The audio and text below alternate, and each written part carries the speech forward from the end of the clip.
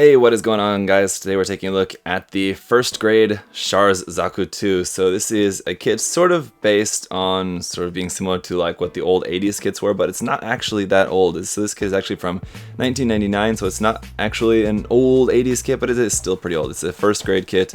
Here on the side of the box you can see this is FG02, so I believe the first one is the ARC 782 Gundam, and then there's the Char Zaku, and then there's also one of just the regular Zaku as well, and I don't know what else is actually in this particular first grade line, but anyway, it's first grade 144 scale, so that means it's just very simple. Here on the side of the box you can see this kit just retails for 300 yen, so very cheap, and so that's why I have a couple of these on hand.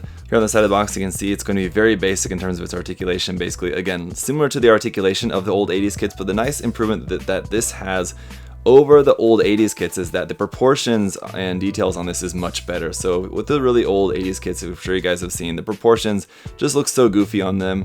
This one looks like the same kind of proportions as the regular HGUC kit, but it just doesn't have quite as nice of articulation, even though in all honesty, the HGUC kit is not really that great either. But so this is going to have tons of seam lines and very poor articulation. Just a really much cheaper version of the HGUC. Even so, anyway, but that said, if you just wanted to just stand there and not really do anything, I think it's gonna look okay. So let's just get open anyway. Just a cool box right here on the front, just with a kind of standing pose there. Doesn't look like it's going to be coming with a heat hawk of any kind. You just have the Zaku machine gun on there. When you open it up, you've got just one bag of runner, which I actually already kind of popped open earlier, but it's just one bag with 4 little runners inside of there. So we'll go over those in a moment. I'll show you guys what those are going to look like. We do actually have a set of instructions for this. I was kind of surprised. I half expected the instructions to just be printed on the inside of the box, as they sometimes are for these really super simple kits. But we've just got a couple more photos here, basically the same kind of thing we saw on the outside of the box, the painting guide there at the bottom, parts list below underneath that, under the fold, and the instructions just, again, really simple, just a couple pieces. For the leg there, you can see like that. For that, just basically sandwich pieces together for the feet and the thigh, for the legs and the arms, the head and the body, and then the machine gun. So that's pretty much it. And as you can tell, it's all molded in pink, so you're definitely going to want to do some painting on this after you get through doing all the seam line removal. Let's look at the runners. Here's runner A1 with the front and half back of the torso and skirt sections. A couple parts there, it looks like for an upper arm, thigh parts there. You can see with some nice detail on them in terms of the panel lines on them. The hose parts are on here as well, of course, just fixed. Runner A2 has our parts here for the feet, the front of the legs, the shoulder parts, the shield. And just one thing about the labeling on these, this one is just marked FG 144 scale MS06 Zaku. This one is also with the same marking here like that. Runner A3 as well, just carrying the same marking here. As you can see, just parts for the arms. The head will also have a seam line down the middle of the head. That'll be fun. The hands are on here. Fortunately, the hands aren't polycaps. On some of like the older kits, you get back into them, the really old simple kits, the hands are the polycap hands. This one, no polycaps at all, so that's nice. And it looks like this part here, runner A4, is the runner that's going to be specific for this particular kit, as it has the other half of the head, which is including the commander antenna, has the backpack, which is specific for the Char's type Zaku, and then the back of the legs, which again are specific for Char's type of the Zaku. So there you go, some nice detail. I gotta say, the detail on it does really look quite nice. It's just obviously a lot of seam lines, but the seam lines are looking like they're all going to be on parts where, you know, it's not going to really be all that difficult to get them apart. So let me get this put together and we'll just do the review all together here with the unboxing. Just make it all one video, shall we? Okay, and then all put together, here's how it's going to look. Very basic, and yeah, just full of seam lines. Even a seam line right down the middle of the face, right through the mono eye, through the mouth vent there.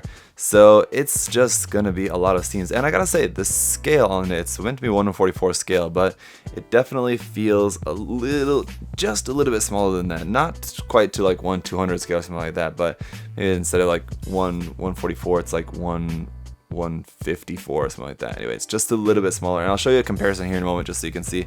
That said, like I said before, there are areas of the kit where there is some nice detail on, especially on the backpack and the back of the legs. The Char specific parts of this are very nicely detailed, and the machine gun is kind of nicely detailed in some areas as well. But overall, yeah, I just gotta feel like, well, on the one hand, I just had picked up this kit, and actually another one, I've got 2 of these, just as like just kind of like paint testing kits, or just kind of like scrap kits for just like testing out whatever. And that is actually exactly the reason why I'm building this up and doing a review of it for you guys at the moment, because I have a particular test in mind that I want to do, that I want to use this for. But on the other hand, I just am now thinking that I just don't really think it's really all that worth it. Now, while this was cheap, the list price is 300 yen, it just doesn't really seem like it would be worth it. Just, I mean, I'm only going to be using it for a test, but I still want it to be presentable. So I still want to go through and like remove all the seams and everything. And just removing all the seams on this kit, there's just going to be a lot of work involved just to preserve the detail that is there in the process of removing the seams on it. Let me just real quick go through some of the little articulation that this kit does have. So the head is able to turn side to side there. The arm is able to move out to the side to about there, that's about it, but then of course it can rotate there forward and back. The elbow joint will give you possibly almost 90 degrees there at the elbow, but that's pretty much it. The wrist is just on a peg, so that will just rotate there as it is. As you saw before, the body is just one big solid piece, so nothing will move with that. The legs will move forward and back a little bit like that, nothing really too much. And then you do have a little bit of a bend at the knee there to give you about 90-degree bend, so actually not bad considering the rest of the build.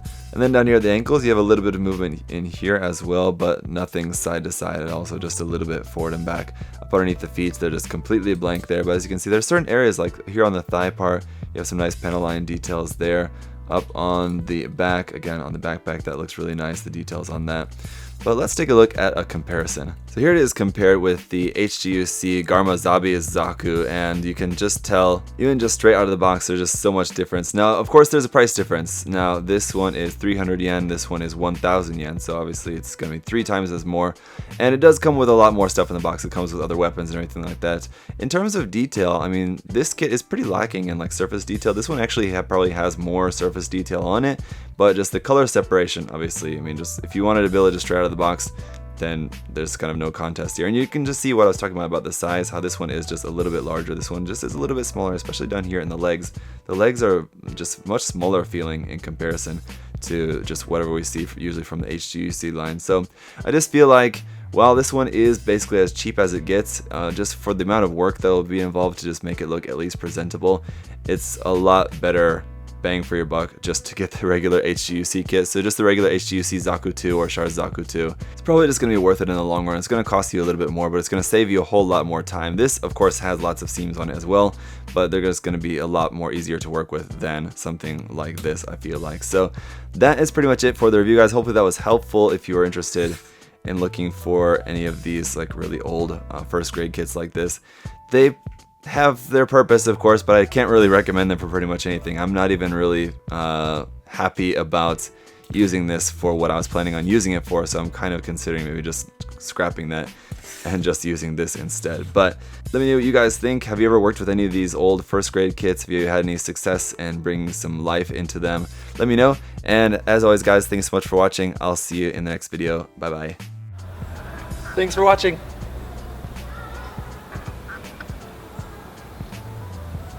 See you next time.